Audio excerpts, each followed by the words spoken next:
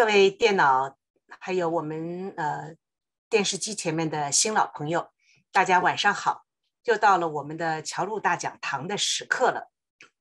在2020年的2月份，我们侨路基金会呢参与了驰援武汉的活动。后来我们自己美国的本土也有 COVID-19， 所以我们呢参与了线下的这个在一线的医护人员赠送 PPT 的这样的一个活动。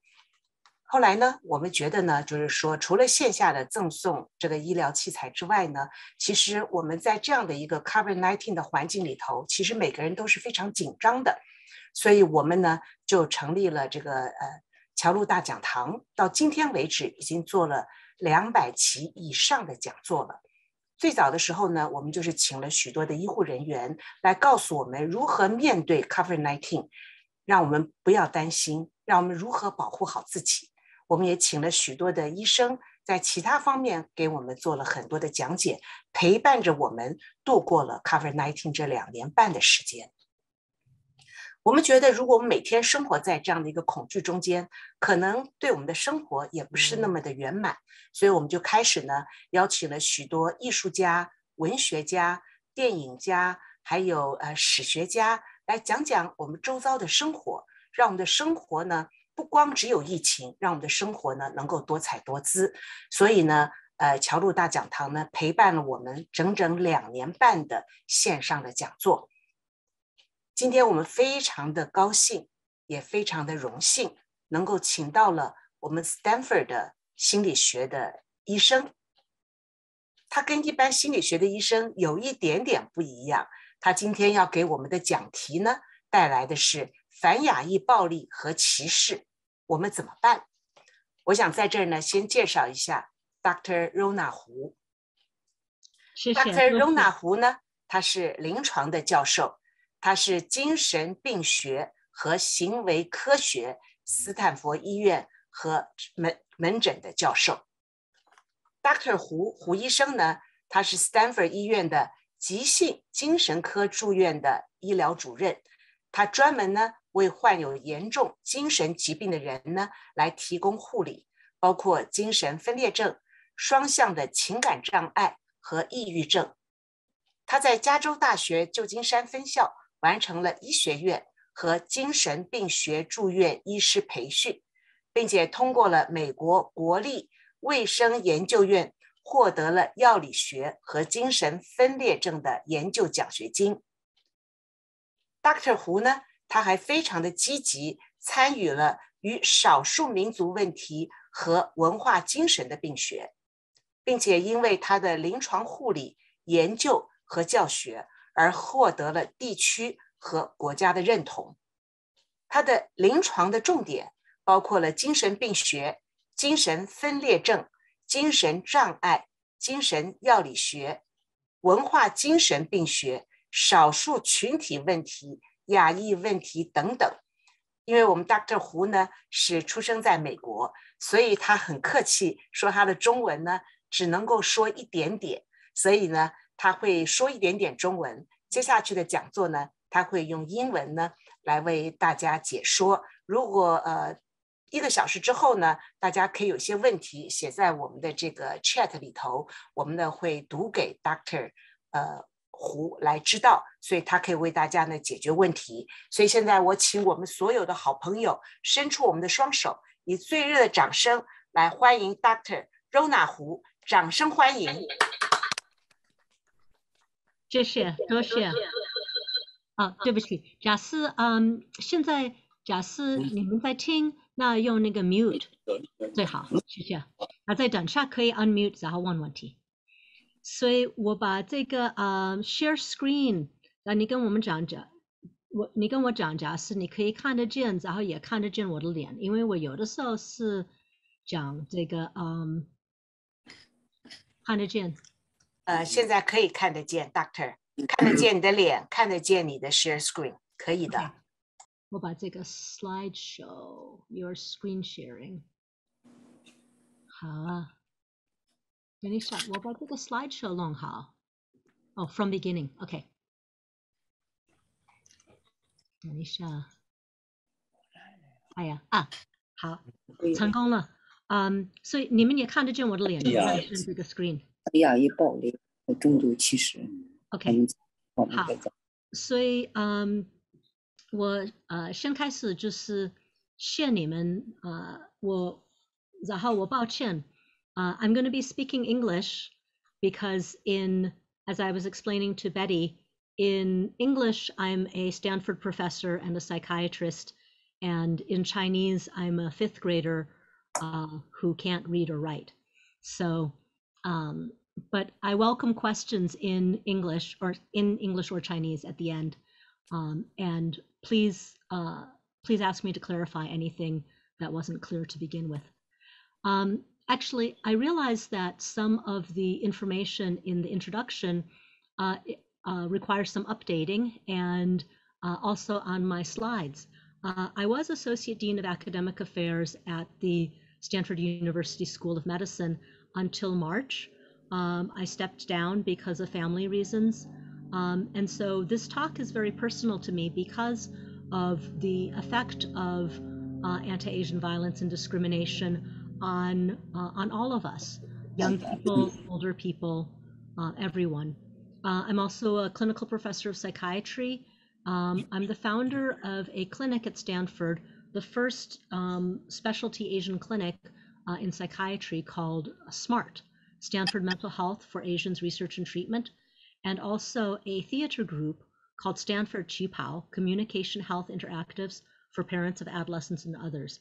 And because of work that I was not originally an advocate for Asian issues, but I became one because it was needed. And so I won the Kunpo Su Award in 2021 from the American Psychiatric Association, which people had nominated me for it in previous years, and I never felt like I deserved it. But I feel like I want to strive to deserve it now at, I think, the time of some of our greatest need. I always have to start talks by talking about disclosures. So I have spoken for pharmaceutical companies in the past, but I won't be talking about medications in this talk. So I don't think that I have any conflicts of interest, except that I am Asian American. I treat all patients. Many are Asian, especially when I started the SMART clinic, but I also see people in the hospital, and that's whoever comes to the hospital, whether they're Asian or not. As Associate Dean for Academic Affairs, I dealt with many issues among the faculty, some of which could include discrimination. The SMART clinic, I have to tell everyone, is entirely within Stanford. And as we talk about this, I hope you have questions, but I also have to say that I need to warn you that I can't see everyone all the time as much as I would like to. And then if we have a chance to talk about Qipao, it's very important to know that all of the people in our group are volunteers, some of them from Stanford and some of them from other companies. Oops, I didn't mean to do that. Here we are. So I'll be talking about why this topic is important to me, some personal history, the history of anti-Asian violence in the United States, not a complete history, but just mentioning it a little bit, past and current, and in a way asking why, ask why. One thing to emphasize is about the stigma against mental health, and to remember that this is a very unfair stigma. There is no health without mental health. Mental health is not something that is separate from other types of health. And so the stigma that has been within our community and also outside the community has been a great disservice to people who could benefit from mental health treatment. I'll talk about microaggressions, and there's 3 fairly difficult slides, but they're important. One is a guide to the victim. If something has happened to you, either a microaggression or a major aggression, what to do about it? What are the strategies for dealing with this or preventing them? And then if you've been accused of a microaggression, either by someone else who's Asian, by someone who's a different gender from you, or a different ethnicity, what to do. And then probably the most applicable slide of these three is what to do if you're a bystander. So if you witness a microaggression or a major aggression against someone, someone who's Asian or someone who's not. And then coping strategies for the individual and beyond that. So I think the original title of my talk at the beginning of the pandemic was called Saving Rich Asians. And that's a joke about, crazy rich Asians. And so I still like to use this, even though I think it's become more and more obvious why we need saving, why we need help. So I'll start with a personal example. When I was a medical student and I had to rotate through all of the different specialties, I rotated at a hospital with a lot of Asians, not at Stanford, but many of the patients were Asians, but not a lot of the doctors.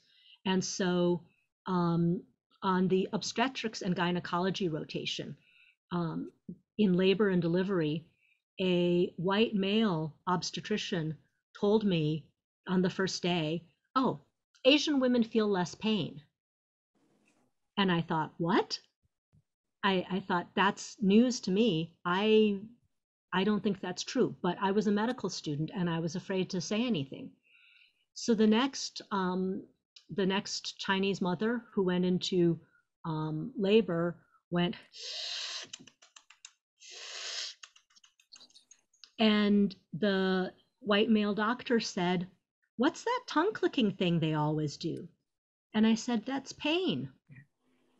And even thinking about it now, I still can feel a little bit of the anger that all of these women, some of them had very difficult deliveries, very big babies, or they were very small, women with small hips, and some of them had very difficult delivery, and they weren't getting pain medications because the doctors who weren't Asian didn't understand that they were in pain.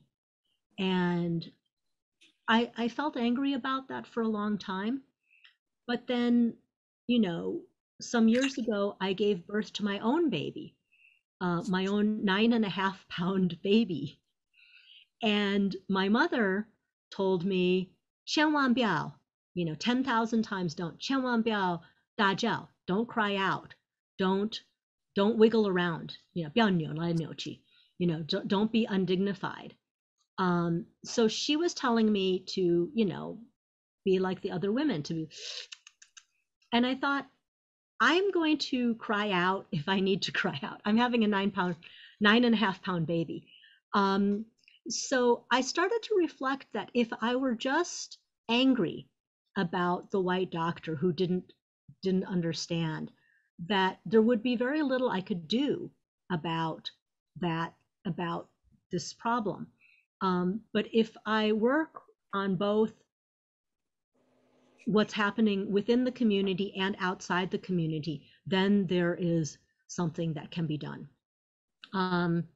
I'll talk about Asian Americans in history because we have had discrimination and stereotyping and scapegoating, and I'll talk a little bit more about that phrase in a moment, and violence. And then currently, what was called at the beginning of the pandemic, people called coronavirus the Kung flu, which is not accurate and not helpful. As they've done research on COVID, there were also outbreaks in Europe very early on. And so people were unfairly, I think, targeting us. Attacks on the elderly, and I just received, you can see my screen, right? I was given, just last Tuesday, there was an attack on a Thai man, 76 years old, in Philadelphia, who was taking his morning walk and was shot in the back of the head for no reason. So things are still happening. I wish I could say that they had stopped, but they haven't stopped. And then, of course, one of the very famous things that happened were the murders of spa workers in Atlanta. And we can talk a little bit more about that, but I have, I was that's me in the middle. The Washington Post had an article on the anniversary of the Atlanta spa murders. And I'll talk a little bit about the article itself, but I also want to have a chance to talk about the reaction to the article, which was that there were, I think, 150 comments online within the first 8 hours. And a large percentage of them said that we were overreacting, that we were imagining it.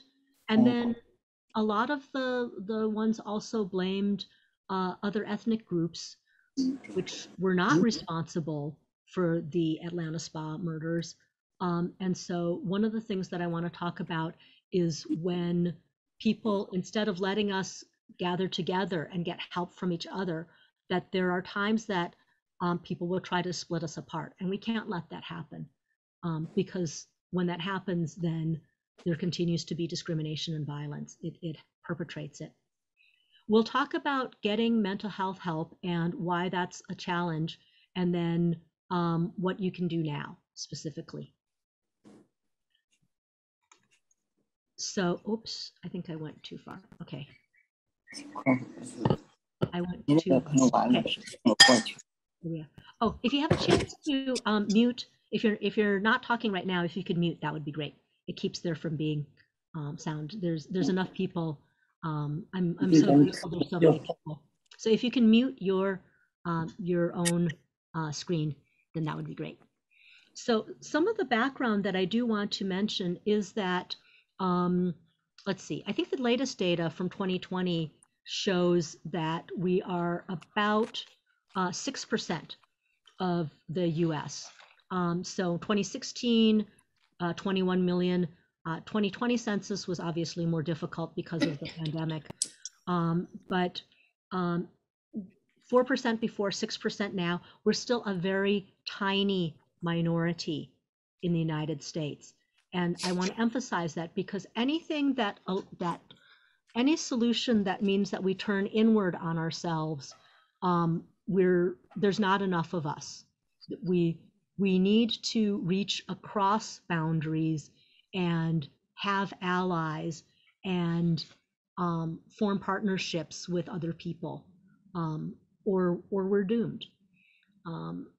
We're lucky in California that the Western states have more Asian Americans. Hawaii also has a large population. But I grew up in Wisconsin, and I was telling Betty at the beginning, before we started, that, part of the reason I don't speak Chinese as well as I'd like was because Chinese school where I grew up was very limited, and there just weren't enough of us to have a proper Chinese school. The next point that I'm mentioning, that 59% of Asian Americans are foreign-born. This is important because we are very easily othered. We're treated as being foreign. There are some other groups where if more people are American-born, it's more difficult to discriminate against them. Remember that in years past, when Irish Americans first came to the United States, when Italians first came to the United States before they became Italian Americans, they were also discriminated against. They had people, commit hate crimes against them. So in the span of time that most of us are foreign-born, it's very easy for American-born people to treat us differently. So we have to resist that, and we have to do something about that. We have to have strategies about that. We speak at least 30 different languages, major languages, and then among these blocks, there's at least 50 distinct groups. So the largest group is Chinese American, and that's us tonight. But there's also very large, and this is, I think, in order, Filipino American, Indian American, Vietnamese American, Korean American, and Japanese American groups. Of all of these, only the Japanese American are not mainly foreign-born, but every other group is primarily born outside of the United States. And we're more susceptible to being othered, and I'm using other as a verb. We're susceptible to people trying to separate us and treat us differently. Because because a lot of us are born in other countries, we may have accents. And I'm in the process of writing an article for one of the psychiatric journals about how people with accents are treated. But it was Constance Wu, the actress from Crazy Rich Asians, who, when someone criticized her for playing a character with accent, she said, having an accent is nothing to be ashamed of. It means you speak 2 languages. So I just heard a radio show on National Public Radio about accents, and somebody was saying that the intelligence of someone and the flexibility of someone who can speak more than 1 language, you can look on brain scans and see that they are someone who's more resilient, more capable, and that there's skills that are acquired from speaking more than 1 language. Besides, there's the skill of speaking the language, but there's also other things about that. So I'm not going to talk about all of Asians in history, but I need to mention it a little bit because it goes way back. This is a picture of police posting signs for Japanese Americans that they needed to leave their homes and live in camps that were sometimes converted horse barns, a family of 4 or 5 living in the stall that 1 horse would live in, with just recently the horses, manure and straw taken out. So people say those who forget the past are doomed to repeat it. And so I bring this up not just because it's painful, but a memory of pain also helps protect us. A memory of pain is a memory of resilience. And I'll talk some more about that. There was the Chinese Exclusion Act of 1882, and this is the only act in the United States where people from one country were excluded. It's unique in history. And then when they say that this was repealed in 1943, when it was repealed, 105 Chinese were allowed in the United States per year. That's still excluding most people. And then I should hasten to add that they tried to say the Japanese internment camps were because the United States was at war with Japan. But remember, the United States was also at war with Germany and with Italy, and Germans were not rounded up and put in camps. And also the homes and the stores that people had worked for, those were sold for or given away or looted. And when the war was over and the Japanese Americans tried to go back to their homes, by the way, there was a very big Japantown nearby in San Jose. When they went back, often there was nothing left. If they were very lucky, a neighbor had helped save their things for them, but many people came back to absolutely nothing. This is actually a very outdated slide. This was the first time I gave this talk was for the Kunpo Su Award, and it was before the spa murders, and it was before some of the most recent attacks on the elderly. And so this was back in 2021.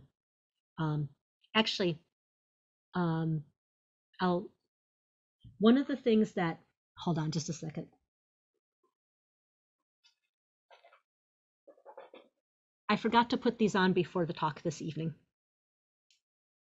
When I talk about a memory of pain being a memory of resilience, if you can tell me what I'm wearing, these are pearls, zhenzu.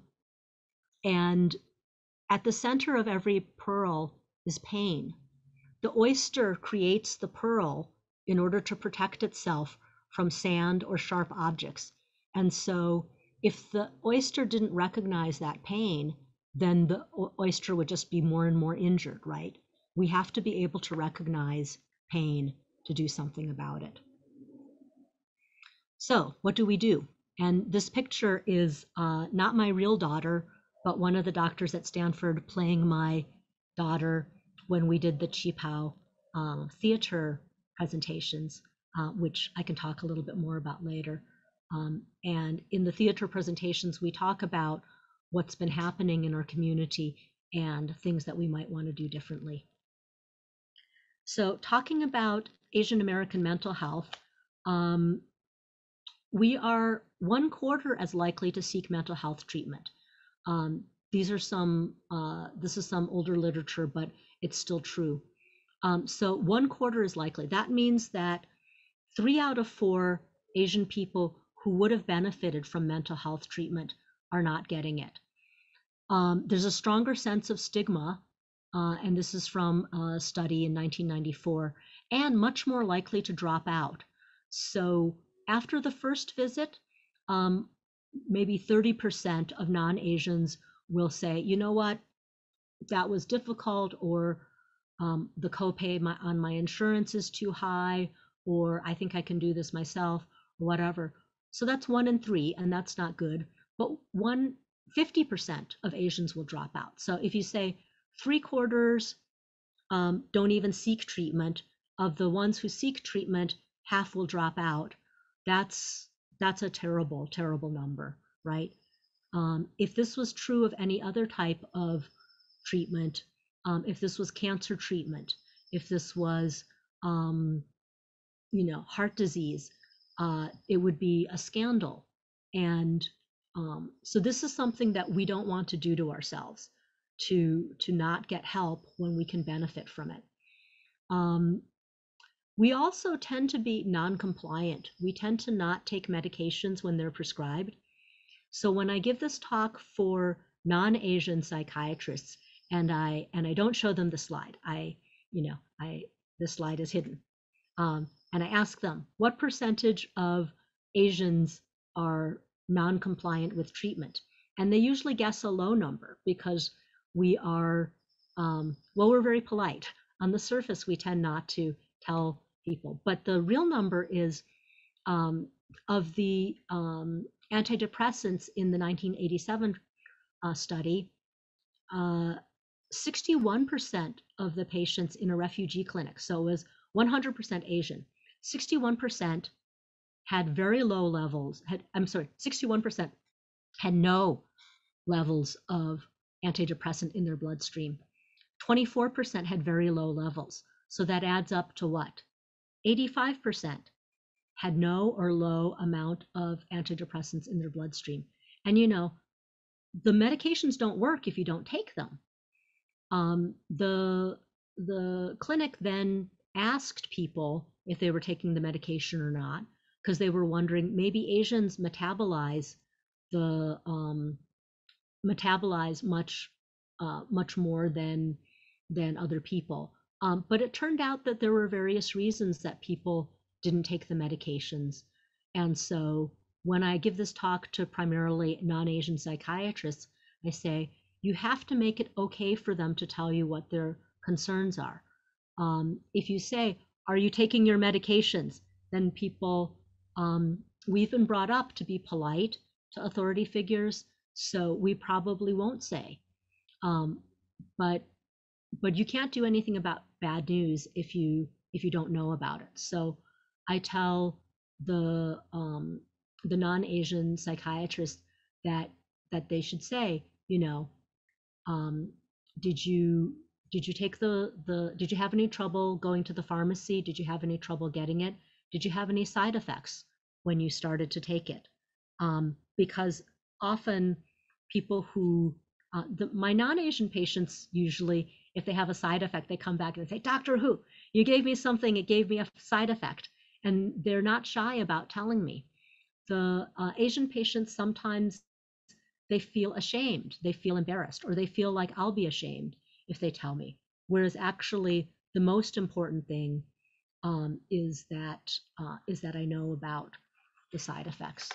or that I know if they had any difficulty. Oh, I think there was one more slide on that. Okay, now, okay, I'm gonna just mention a couple more things about Asian American health. One of the interesting things is that when non-Asians ask any questions, it's really the same as any problems, 有没有问题? And so I often find that that my Asian patients are more shy about saying if there's a concern or a problem. They can be embarrassed about it. There's also something that has been shown in literature and that I've also found is the negative family history.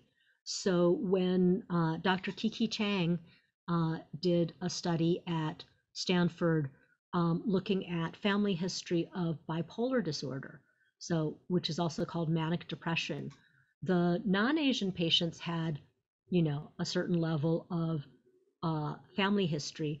The Asian patients all said, no, we have no family history. But the problem is that the family member may not have been diagnosed. Maybe nobody wanted to talk about it. So I had a situation where when I asked if there was any history of suicide, everybody said no, the family. And actually, I thought it might be positive because even before I finished the question, the family already said, no. And so I said, and they said, 不要讲乱话.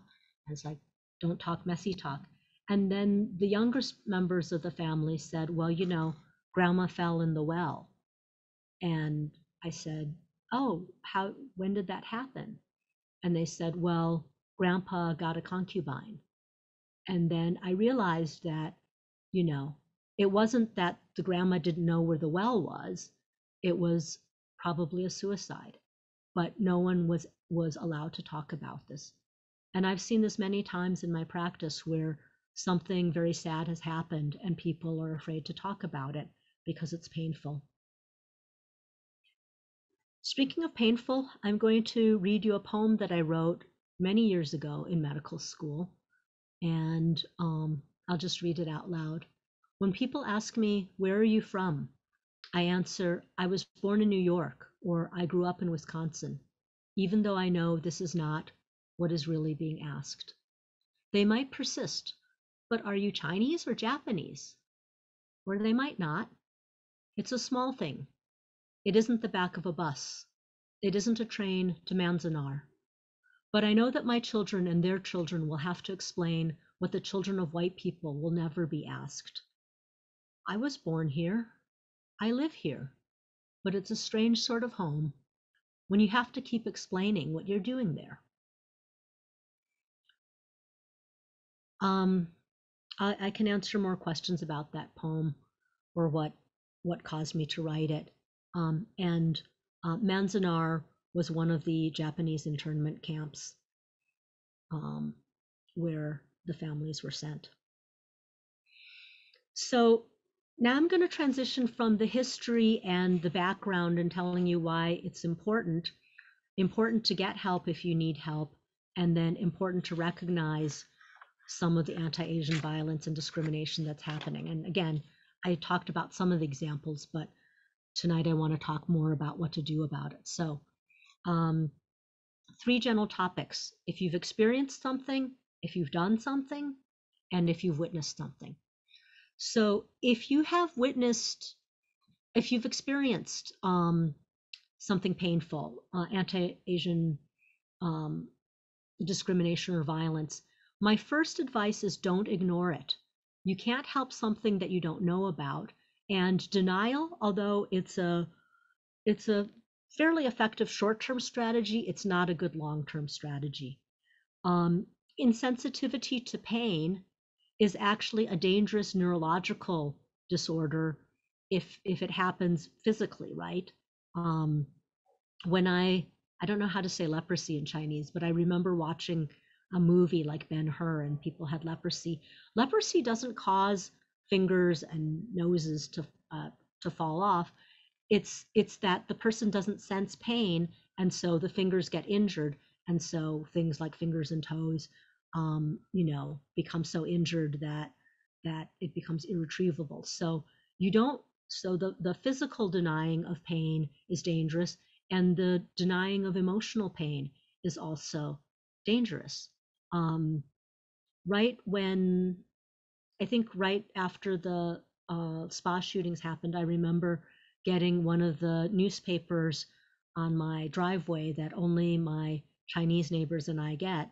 I think mostly in English, but one of the advertisements said, pain, what did it say? It said, don't let anger build up, or it will, build up in your liver and, cause, sun qi, make your qi, it'll make your blood pressure raise. I think that the idea don't feel pain, don't feel anger, don't feel whatever is probably not the advice that I want to give. I want to encourage you to recognize when there's something that's painful and then have strategies about it, but not to ignore it. And so I tell my patients sometimes, don't feel bad for feeling bad. If there's something that makes you angry or sad, and then you say, oh, well, I'm a bad person for feeling sad, I'm weak, or I'm a bad person for feeling angry, then you're feeling bad for feeling bad, and that doesn't help. So what to do? You should talk with someone, and it can be a mental health professional like me. It might be family members, it might be friends, but if you've experienced something, any sort of discrimination, violence, get allies. If you had a discrimination thing happen at work, talk to colleagues, say, did you see what happened in that meeting? Don't be invisible and don't be alone. Some of the things, one of the things that I've done from time to time is to help in legal cases where someone's been discriminated against.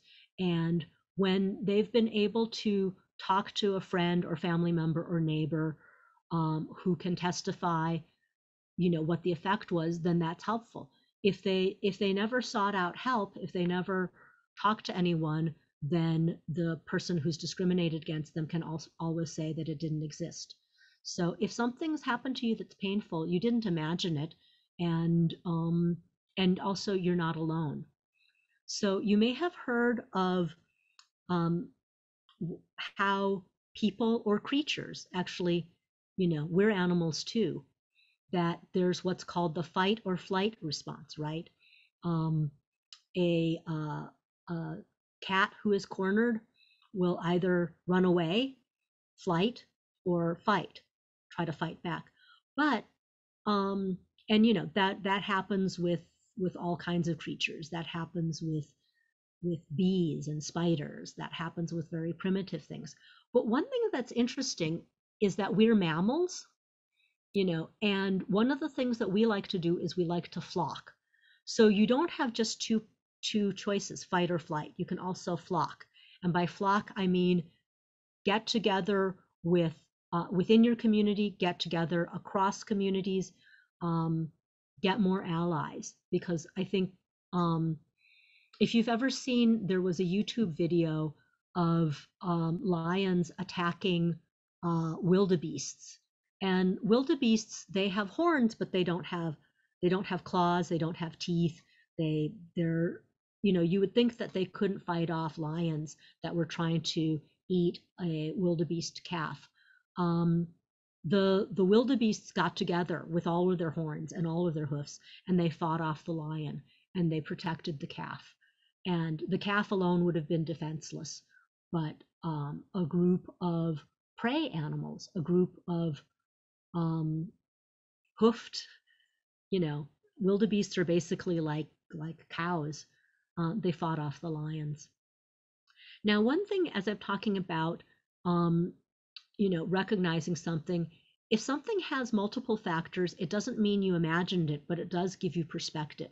There are times that part of it is anti-Asian, part of it is because you're new to a group, part of it is because the person who said something is not very sensitive, things like that. So it might not just be because of anti-Asian, it might be a combination of things.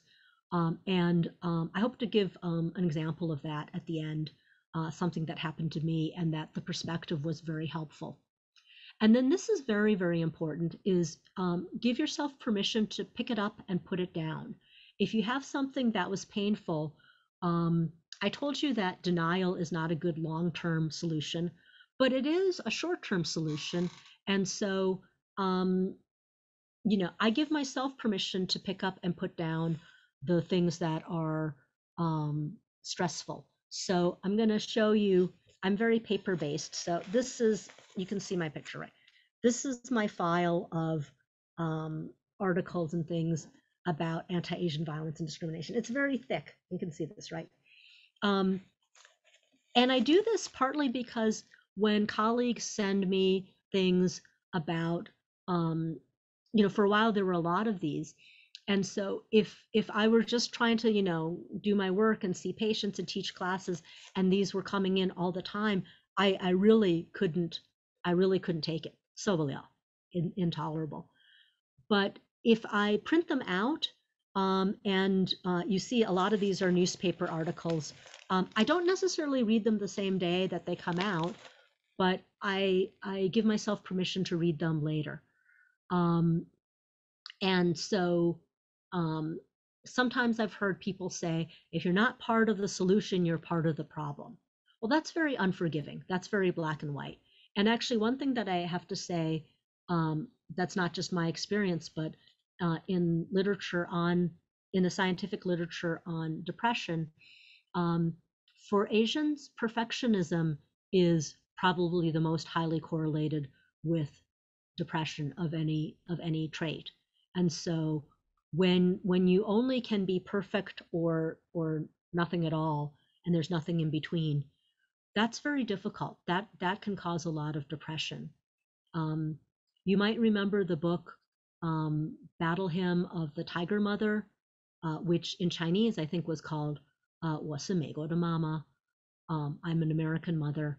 So very interesting, the different ways it would look at. But she talked about how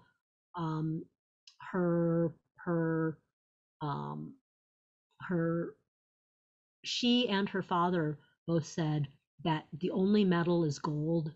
There's no second place. And I was taught some of those things myself, but that's actually not at all true. And I think one of the things that we have to realize is to give ourselves permission to be less than perfect and then to improve. The other part of this particular point is not just permission to pick it up and put it down, but also permission for the people around you. So the Kubler-Ross stages were from a psychologist named Elizabeth Kubler-Ross, and she talked about how when there was grief, when someone had a serious diagnosis or if they were dying, they typically went through stages including outcry or like, oh no, I'm dying, and then denial. It's like, no, I'm not.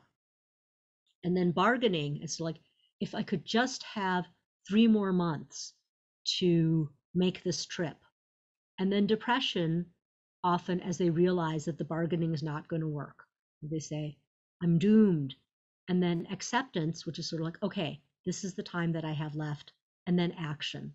This is when they make peace with their loved ones. They do the last things that they really wanted to do. So this is true of death and dying, which is what Elizabeth Kubler-Ross was studying. It's also true of any serious diagnosis. And so in treating families, for example, if a child is diagnosed with autism, there's often an initial outcry and then there's denial. It's like, he's fine. I don't know what they're talking about. There's nothing wrong with him. And then bargaining can be sort of like, okay, if I put them on a gluten-free diet, they'll be okay. And then sometimes feeling hopeless, and then being sort of like, okay, my child has autism. He's a little different than some other children. Let me see what his strengths and weaknesses are and see what we can do about them.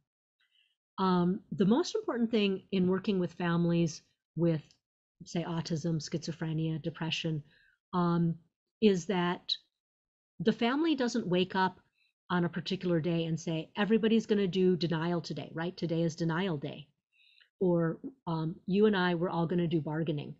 It's typically one person will be doing something and somebody else is doing something, and they don't always understand each other. So, so for example, if a child has autism and the mother is looking up everything on Google and reading, eating, sleeping, breathing, autism, everything's about autism. And then the father, so she's in the bargaining stage.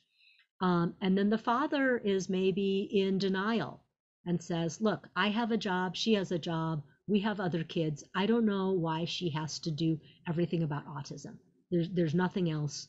And then she says, well, my husband doesn't love our child like I do. And then the husband says, well, my wife is just, she's gone crazy. It's completely not helpful. So they're not bad people, and they both love their child, but they're in different stages. And we don't go through the stages in the same order. We don't even go through the stages, when the shootings happened in Atlanta, I think I went through 3 stages in one day. It was just so much to take in. But later on, I gave myself permission to, okay, I spent a certain amount of time in denial, or I spent a certain amount of time. That's okay. Some of these stages work better than others, but it doesn't mean that any of them are wrong.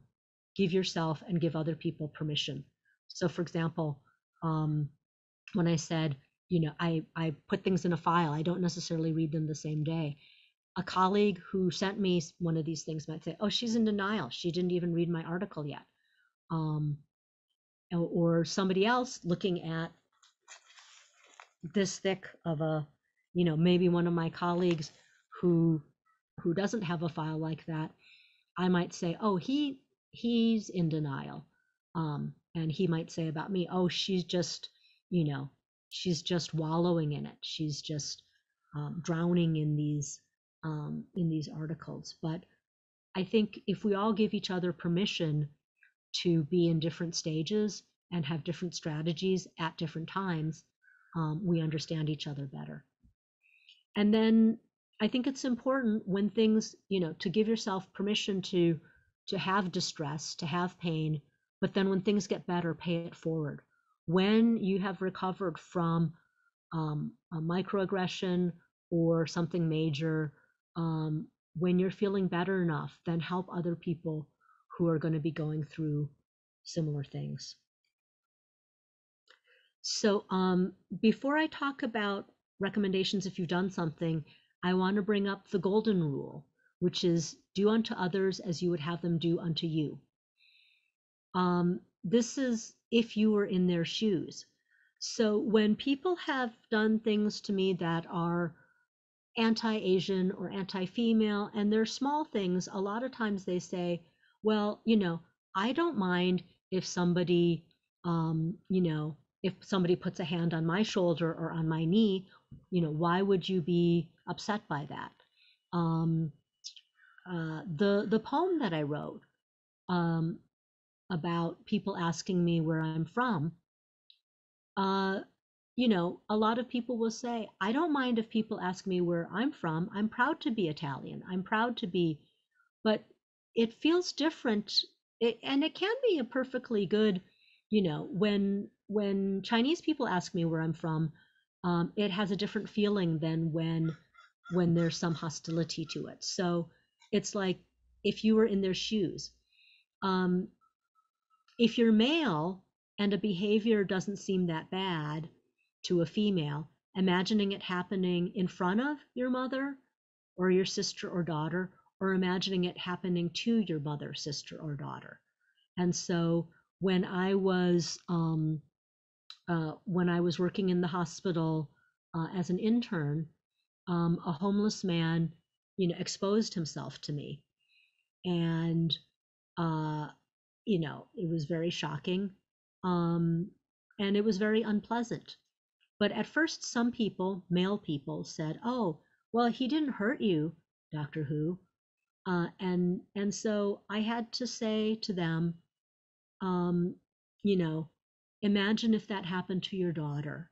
Imagine if your sister were coming back from, you know, I was working in the hospital late at night, but I said, you know, imagine if they were at their job at a bank or, you know, at a store, and somebody, you know, opened their pants and exposed himself to your mother or sister or daughter. Then you would be very upset, wouldn't you? And so that was something that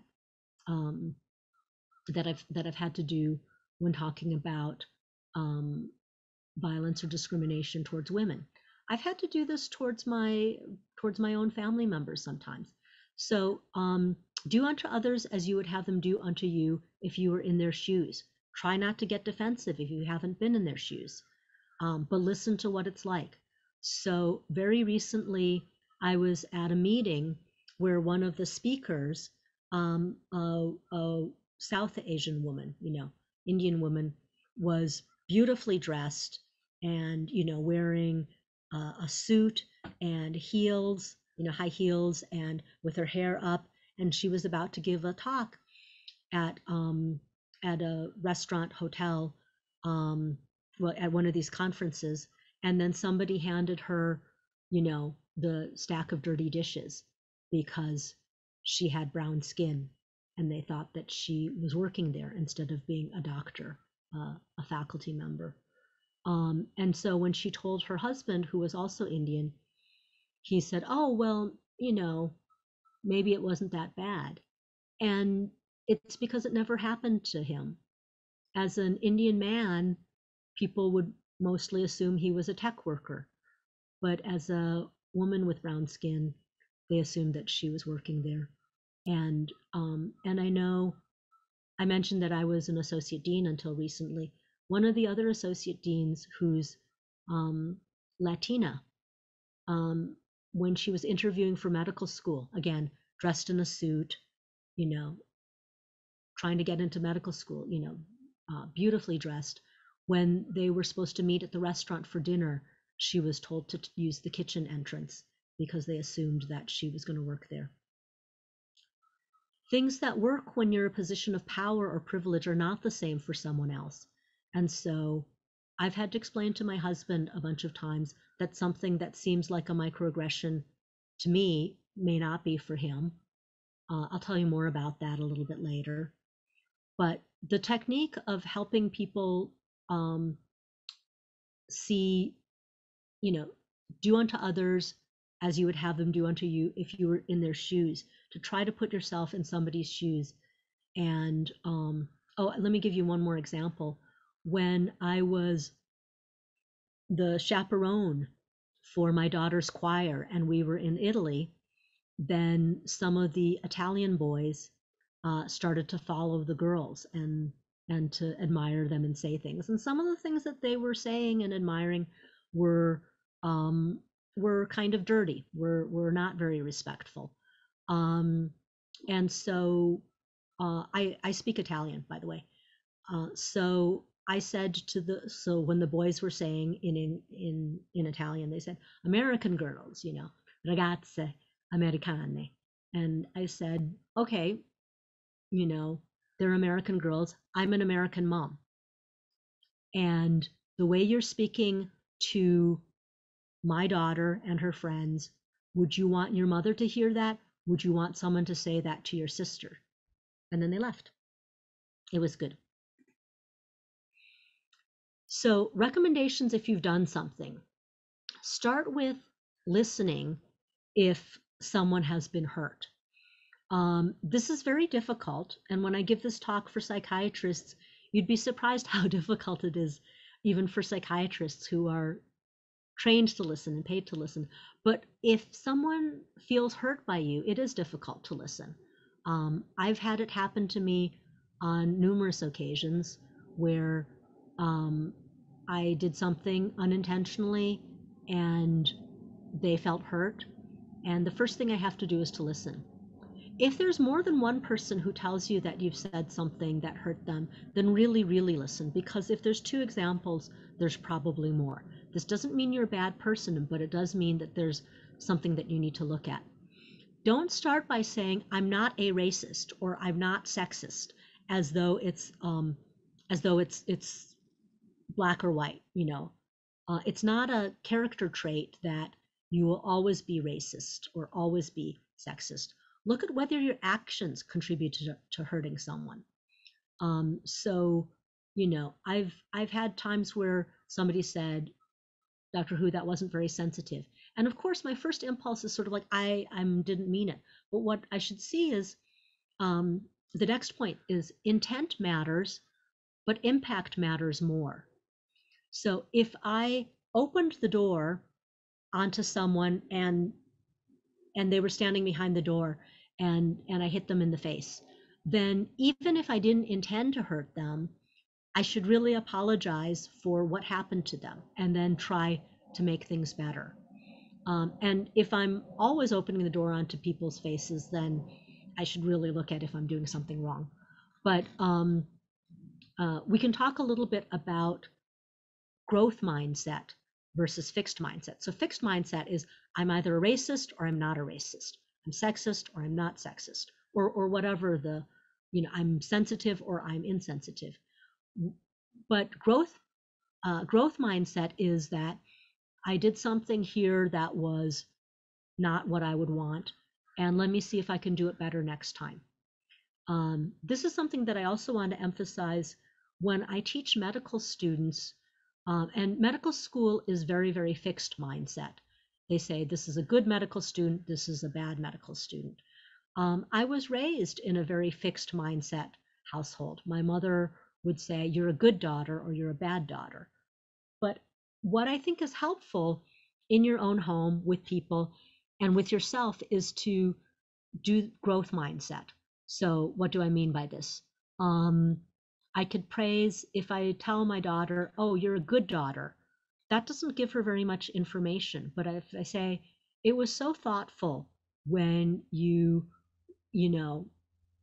got an extra sandwich for me at the store and you knew I was hungry, then that's something that she knows what it is that I liked so much, and she feels good about it. The problem with saying you're a good daughter or you're a good medical student, let's use that as an example, you're intelligent, then if they have a question or if they've made a mistake, they're afraid to tell you, because then they're not an intelligent medical student anymore, but a not intelligent medical student.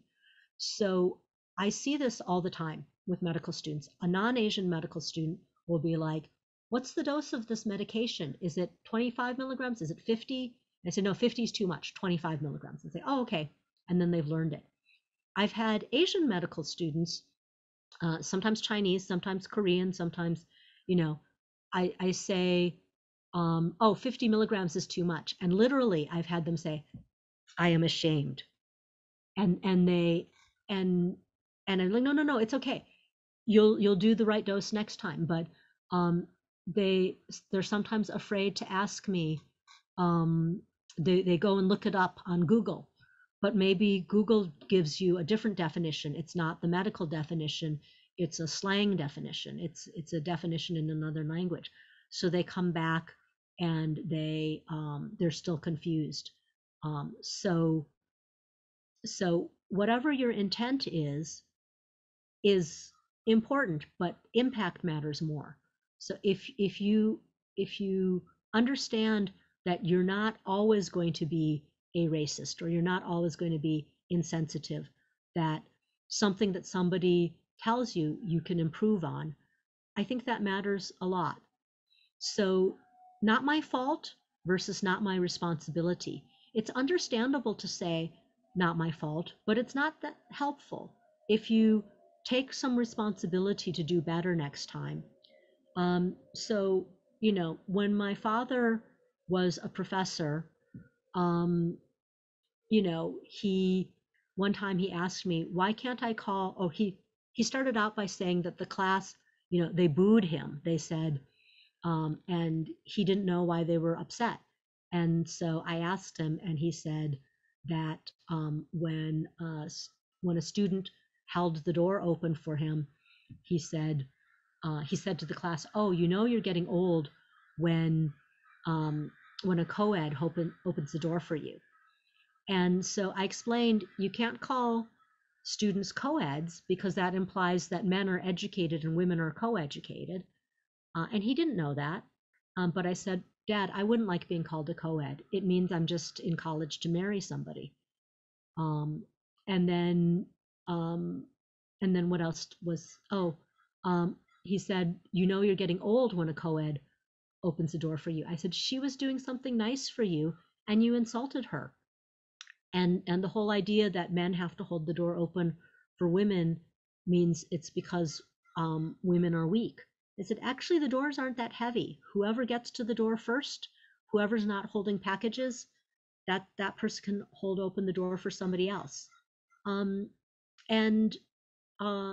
lost my father in October last year, but even some of the last things that he said to me were, you know, you shouldn't push children too hard. He was trying to improve even in the last month of his life. So I feel like if my 90-year-old father can have a growth mindset, we all can. You learn from mistakes. Mistakes are data. It's hard, but try to treat it as a gift if you've made a mistake. And the poet Maya Angelou says, do the best you can until you know better. And then when you know better, do better. So that was, I think, one of the more difficult slides, but this is the one that you'll probably use very often, maybe every week or every month, depending on where you live. A bystander is someone who sees something happening. If you are an upstander, then you can listen and witness and stand up for them, not standing by, but standing up and helping.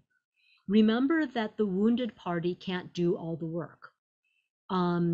Listen to their input about what to do and when, but also be okay with this changing at times. What do I mean by this? One time in Palo Alto, there was an old woman who was on the ground, and I saw a bicyclist standing over her. So I went over, and the first thing was to make sure, you know, was she okay? And the bicyclist told me right away, and it's like, she fell and I came up. So it was important. It was important for the bicyclist to let me know that it wasn't his fault. But then when the old woman was kind of embarrassed that we were standing there, she said, no, I'm fine, go away. If we just went away with her on the ground, that wouldn't have been very helpful. So we stood back a little bit, and then I think she didn't want to cry. She didn't want, but when she was ready, we helped her up. We helped her get her things. We helped make sure that nothing was broken or, you know, scratched or so forth. And I'm used to doing this at the hospital too. The first thing most people say when they really need help is that they don't need help. So as a upstander, you know, be there for them. Don't go away right away. Listen to their input, but also be ready for it to change. So if you say, I asked if you wanted help, but you said no, so I went away. That's understandable, but it's not that helpful. If you're in a position of power, you can stand up to a bully. And sometimes at work, you might be friends with someone. And so, you know, helping them evolve, helping them get better is a good thing. It's not getting them into trouble if you talk to them, it's getting them out of trouble.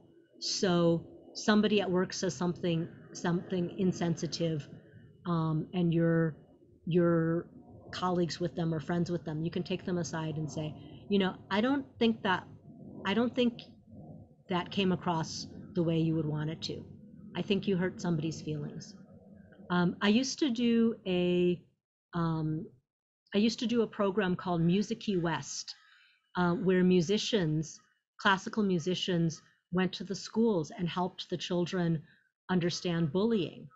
And what was interesting was, you know, the kids talked about ways of,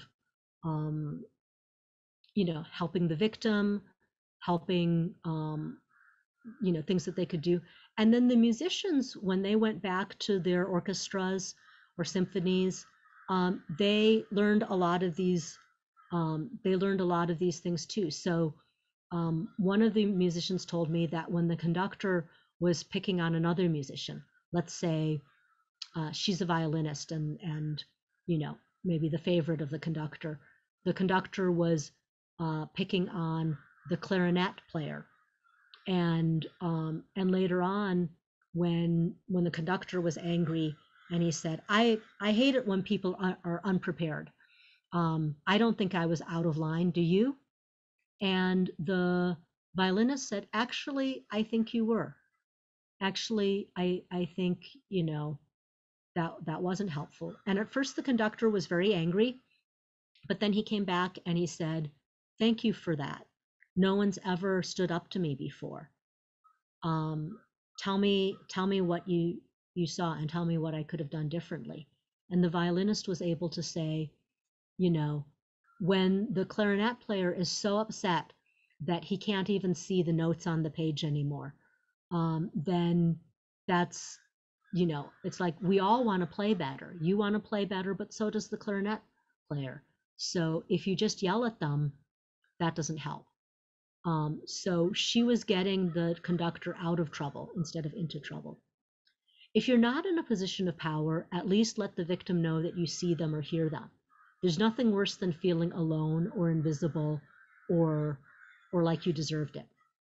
So you can distract and diffuse. And I actually have another slide on this in more detail. You can ask for directions. You can say, sorry, I'm late. So the next slide I got from a psychiatry resident named Tanae Redman. And it says the 5 Ds of being an upstander. And remember, you can do any of these.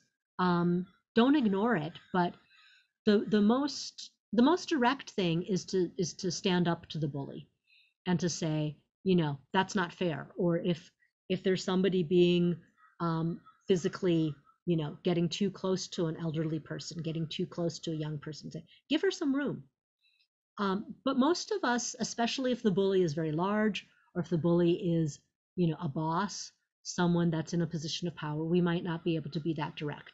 So you can distract. I've done this at work.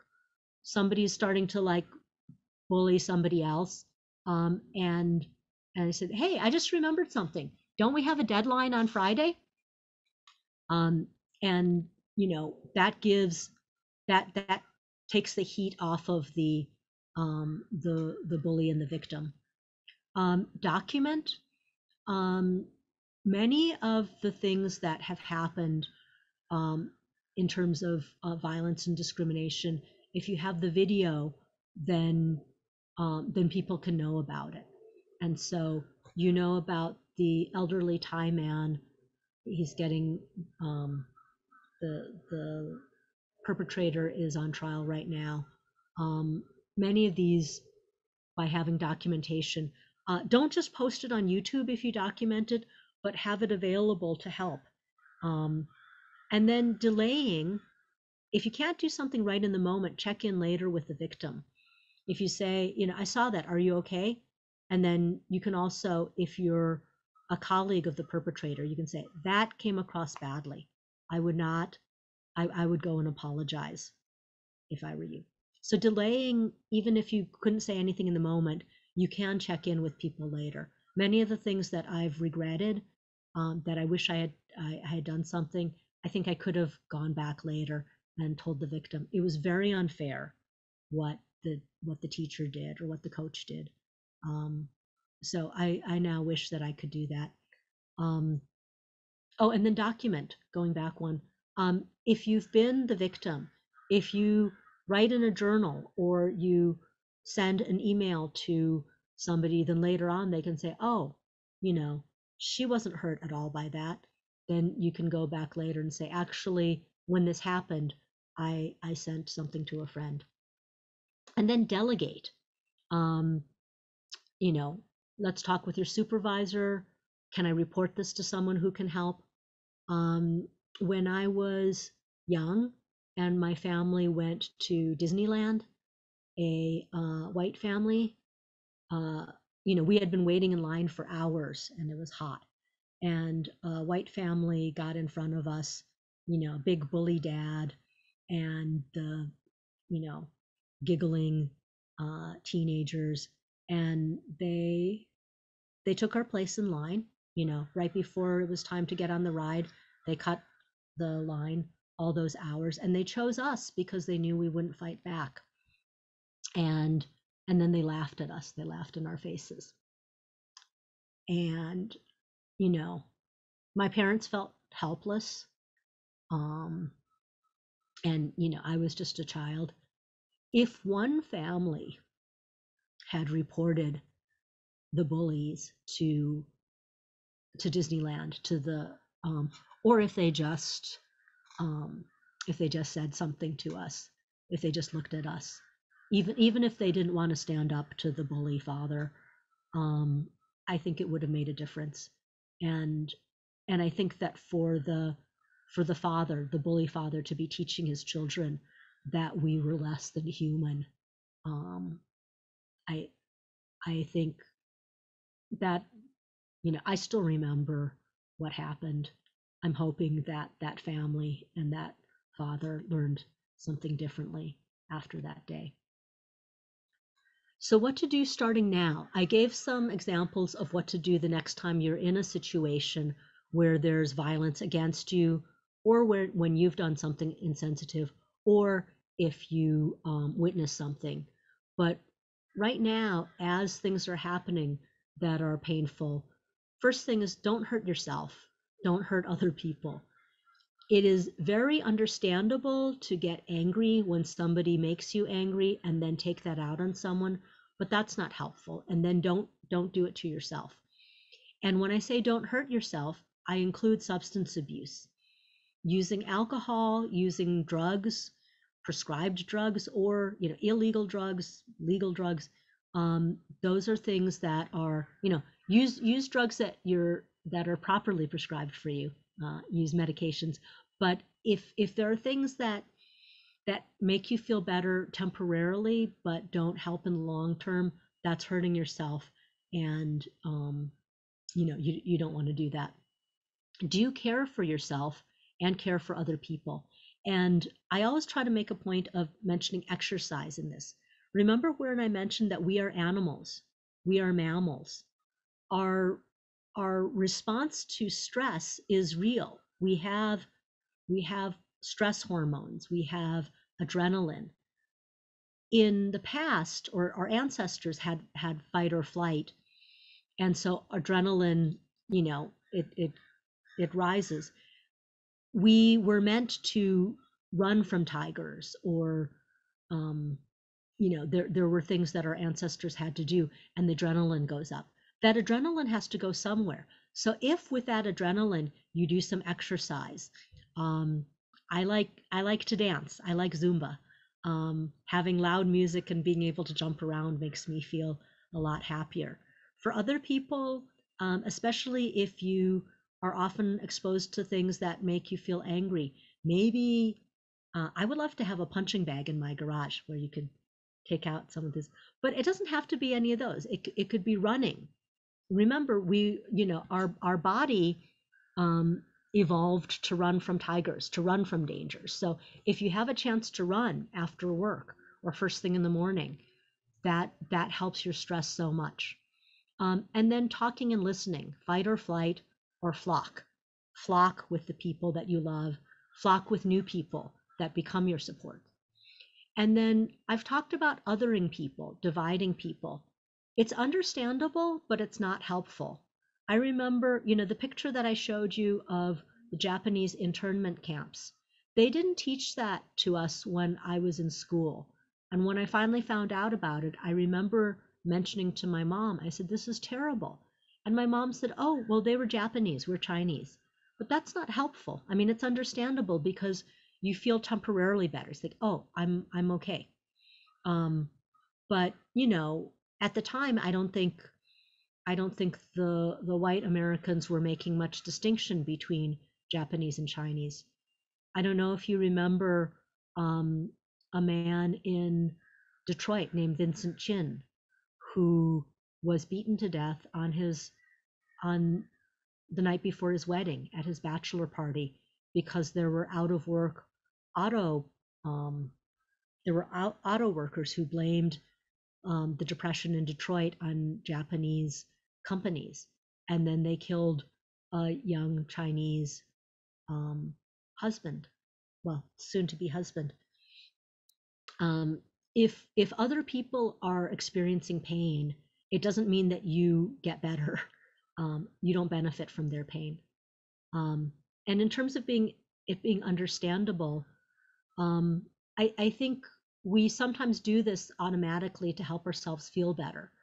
I remember hearing about a terrible nightclub fire in Rhode Island. And when I read about it, my first thought was, oh, I've never been to Rhode Island, and I don't really like nightclubs. And then I realized that that's what I was doing, and it doesn't mean I'm a bad person, but I felt scared, I felt anxious. And then I thought, okay, but the people who like nightclubs and live in Rhode Island, they didn't deserve to die either. And so with yourselves, with your families, try not to other people. If you say the Japanese were in the internment camps because they're Japanese and we're Chinese, that's othering them. But if you say, yes, that's terrible, it would be terrible if that happened to our family, let's make sure it doesn't happen to other people because it's unfair. And then make sure to identify problems and learn from them, and then get support, because denial works for a short time only. I'm realizing that I've gone over 8 o'clock. I do want to mention this is from my own life. And it was a town called Esperanza in Puerto Rico. And Puerto Rico is an island, and Vieques is a small island off of Puerto Rico. So it's a small town on a small island off of another island. And my husband and I were walking hand in hand early in our marriage, and a Puerto Rican man shouted anti-Asian things at me. You know, he shouted like "Ching Chang Chong" or something like that. And if you've seen the movie by Kurosawa, Rashomon, I now can see it from different perspectives.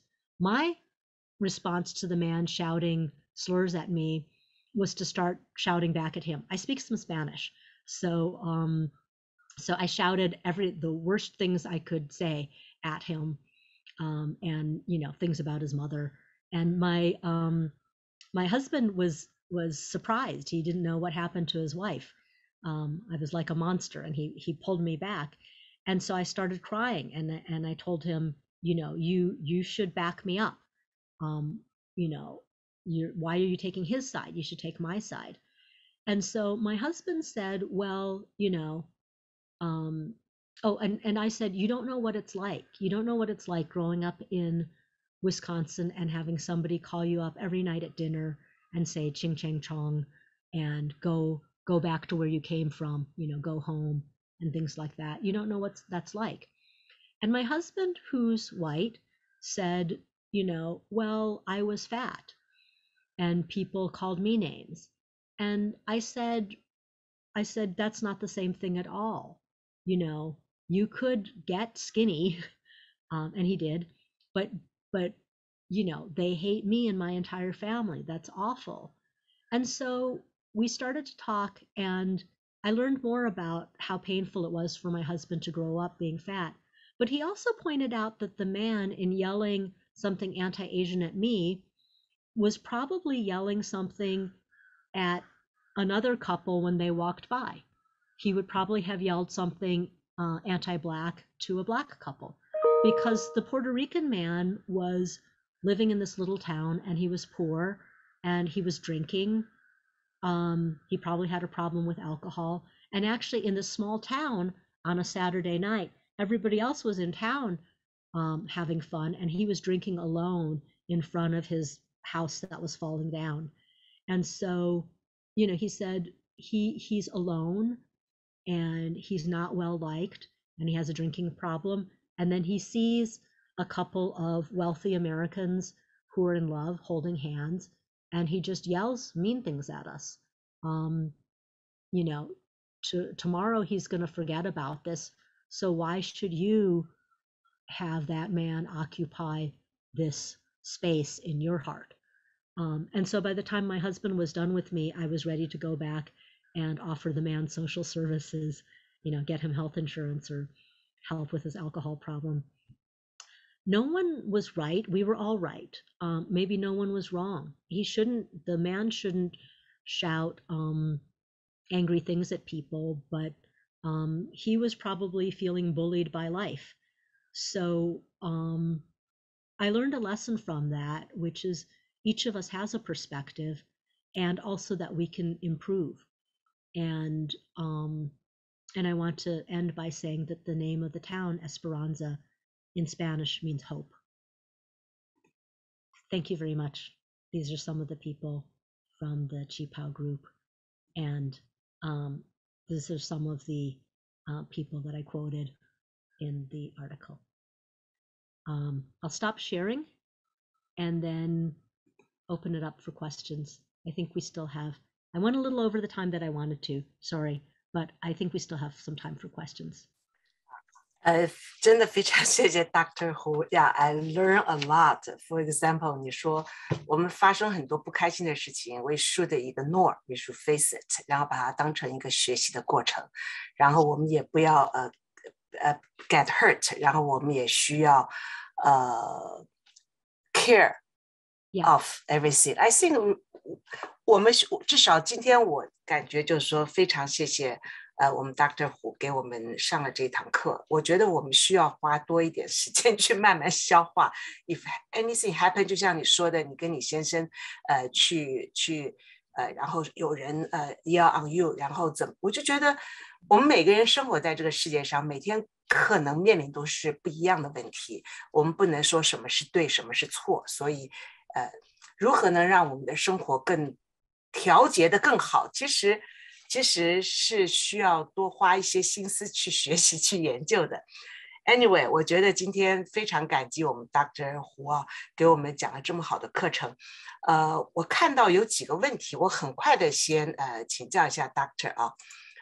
有人说就是今天我们的这个你的 slide show 可不可以 share 给大家啊？我觉得是这样子的，因为我们呢都有录音所以呢我们会有这个YouTube 呢会明天 present 给大家，所以我觉得我们不需要 Dr. 的这个 PPT， 我们应该要了解 Dr. 胡所说的内容，然后呢能够反复的思考一下，可能对于我们的这个生活的周遭的处事可能会更好，所以我已经帮 Dr. 拒绝掉了那第三个这个朋友问了很多的问题，我不知道就是说需要我的翻译吗？他说 A long while ago I had an opportunity to engage with a handful of non-English speaking senior immigrants about their unwillingness of talking the Western medication. 所以 Doctor 您要不要回答这个问题呢？所以这个也是这个问题我再看一看。To my surprise, some of the common answer was the seniors didn't trust the fact that Western medication was prescribed for helping them to get well instead of poisoning them. Yeah, 我很多次听过有人说就是怕这个 Western medication 对他们的身体不好。It's obvious that there's a lack of trust here.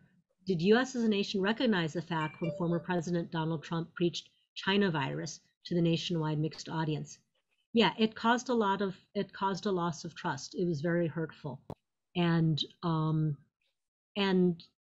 you know, I think realizing that that when he said that, he was one person and there are other people who agree with him, but that probably the doctor who prescribed it is not one of those people. You can ask that. A lot of times I try to establish trust when I don't know. So there's me as a doctor trying to establish trust, but remember I said that I travel a lot and I speak some Italian and Spanish and so forth. I often try to establish an alliance as quickly as possible. So in French, in Spanish, in Italian, one of the things that I've learned to say when I'm traveling is, oh, there's another line. So when there's a line for the bathroom, then if I'm in Europe or in South America, 我在南美的时候，很多地方都没有东方伞, so they look at me funny and they might think I'm the enemy. But if I say, oh, another line, then they're like, oh, we're all on the same side. This is especially important in France. I worked in France, and I found that if they feel like you're the enemy, then things go very badly. So if you say something about the weather, oh, it's very cold, who knew it would be this cold at this time of year, or something like that, then that establishes you as an ally and on the same side. Or actually one phrase that I like in Italy and in France, where a lot of people have little dogs or children, they're pushing the children, like, che bello cagnolino, what a cute dog, or what a cute child, what a beautiful child you have, then you're on the same side. If the thing is, we're all parents, we're all dog owners, we're all humans, or not dog owners even, just like somebody who appreciates dogs, if a mother has a child who's crying and they think everybody's judging, the mother thinks everybody is judging them. And I do this whether or not they're Asian, but I think especially if they're not Asian and maybe they've never met an Asian person before, I'm particularly friendly and ally. And then, I don't speak perfect Italian. I apologize for, my French or Italian, but there's a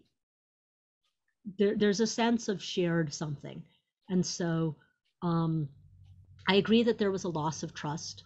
Actually, a very extreme thing that I did to have allyship in America, I have this near me, is I joined the military. I joined so everybody's supposed to say, Dr. Who, you look exactly the same as more than 25 years ago. Wow. And it's, I was in Washington, D.C. I never served. I was a public health officer. I wasn't a soldier. But by wearing the uniform and saying that I was willing to go to another country to protect the U.S., I wouldn't be shooting. Actually, I would not be protecting the U.S. by shooting, because I would be very bad at that. But I would be the doctor for the soldiers. By being willing to do that, I thought that was helpful. So sometimes when someone, and the former president, or when someone has lost our trust, it's not like I forget it, but I also, I don't let that stop me. I don't let that keep me from, I think a lot of what anti-Asian violence has done is not just what hurts people directly, but all of the things that we become afraid of or won't do because we're afraid. That's a much longer lasting damage. So being a woman, it used to anger me when my brother said, oh, you can save money on hotels by sleeping on the train, or, oh, why don't you, go do this at night, and so forth. And I realized he just didn't understand that it was scary for me as a woman traveling alone to do some of these things. I love to travel, but I won't sleep on trains. I don't feel safe doing that. I don't feel safe getting rides from strangers. And so I eventually had to explain to him that I felt that I felt somewhat disrespected, that he didn't understand that it was different for him. And I think it wasn't until he felt in danger that he realized what it felt like. Yeah. Dr. Hu 有另外一位朋友说 Dr. Hu is an ABC. You might understand the mentality of some ABC regards themselves as white, even so. So could you answer that? And Yeah. After you answer that, I have another question. I have grandson. 我的孙子呢是在小学，因为我常常去看他们，所以呢，他的同学有的时候会跟他说 I hate you， 然后他就会很不高兴的回来跟我说奶奶 they hate me， 所以他说我不要去上学了。我就不知道说这些孩子说 hate 的时候 grandparents 我们应该扮演一个什么样的角色，可以帮助孩子减低这种不开心，还是我应该去告诉老师，还是我应该去告诉那个孩子的父母？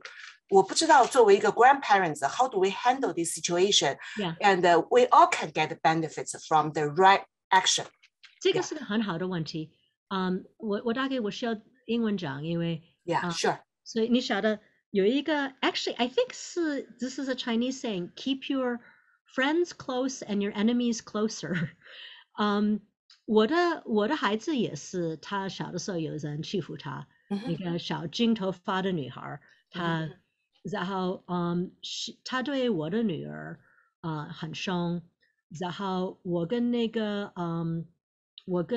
老师讲了话，然后but then I found out 那个小金头发的小孩，他也是在欺负一个墨西哥的女的。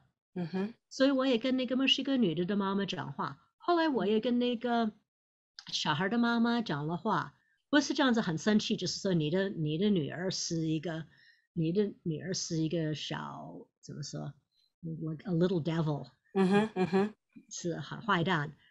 我跟他讲，我说家里怎么样，然后it turns out 那个女儿的哥哥在欺负她。Oh, I see. So she was a very angry little girl. Yes. And then my daughter we were going to go to Yosemite. And so she invited the little girl. And so I thought that's strange, but okay. And then they became friends. Oh, okay. It's very interesting. And by the way, she turned into a perfectly nice young woman, you know. Even though as a girl she was 你晓不晓得 the term queen bee 那个so she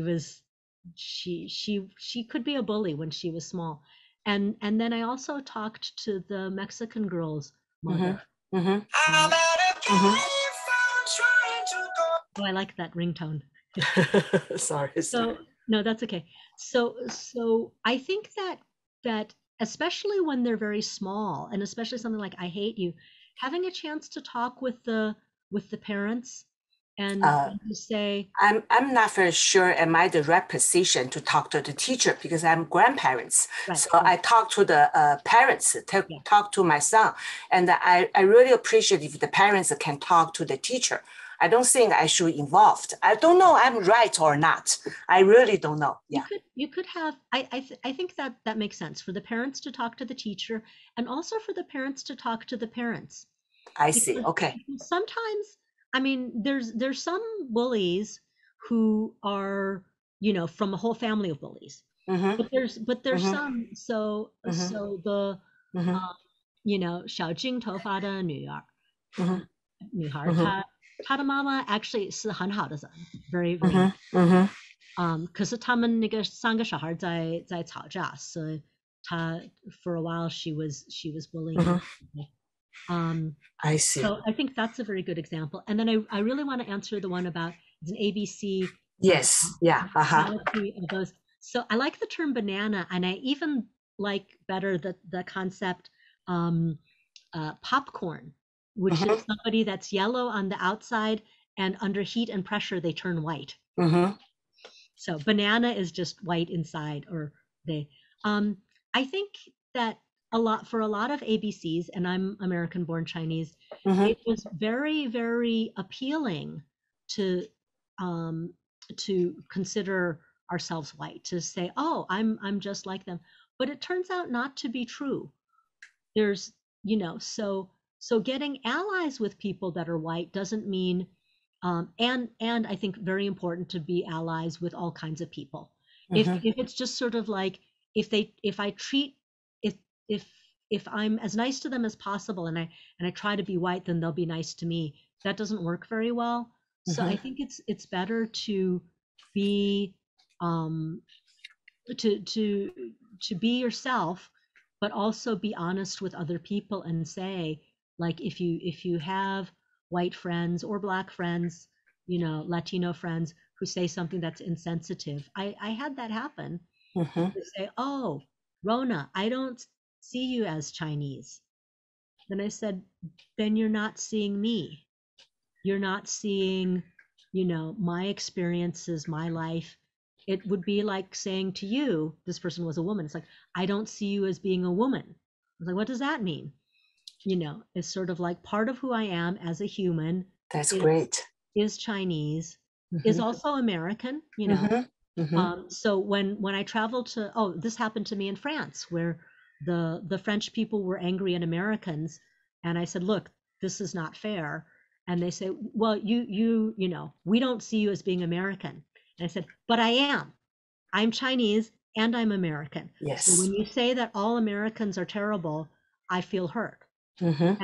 And so I was not trying to be a banana or a popcorn, but Mm-hmm. I was trying to be true to myself and include all those parts. So when and also if you have relatives that are ABC that are younger, realize that this might be a stage that, you know, that if they've been hurt a lot by anti-Asian violence, one very natural tendency is to say, okay, I'm not Asian anymore. I'm white. I'm whiter than white, you know. And it's not right. It's not a very useful strategy Uh-huh. long term. But to not feel like they're going to do it forever, because they probably won't. When I talk about growth mindset, almost everything that we do, we can improve on. Yes. So if you, so the problem, actually, both banana and popcorn are very funny, but we can evolve. We can, yes. we can go through phases where we don't embrace all of our identities, mm-hmm. Or not. I mean, you know, people, when I was young, I wanted to run on the track team, and my mom said that that wasn't very feminine. And so, you know, they could say I was trying to be a boy, but I'm glad that I did the track team. It meant a lot, and my friends from the track team are friends that I still have to this day, you know, mm-hmm. so many decades later, decades later. Yeah. Yeah, 我觉得 Doctor 讲得太好了，就是永远我们不要因为受到挫折，我们就说我们不属于我们就是应该是什么样子就是什么样子，只是需要face it， 然后跟大家解释清楚。那我觉得今天的时间是不够的，但是我们已经8:38了。我想也许我们还需要我们还可能以后我们还需要再开其他的课程，因为我相信还有很多问题需要跟 Dr. 胡请教。但今天因为时间的关系，我想在这儿呢，代表我们全体的这个朋友们呢，谢谢我们 Dr. 胡。大家可以打开麦克风，一起说谢谢 Dr. 胡，好不好？你可以说中文，可以说英文，说西班牙文，说法文都可以的。我们可以说一起说啊，打开麦克风，我们就要结束我们今天的活动。然后大家说谢谢 Dr. 胡，来用你喜欢的 language 好吗？谢谢 Dr. 胡，谢谢 Dr. 胡，谢谢。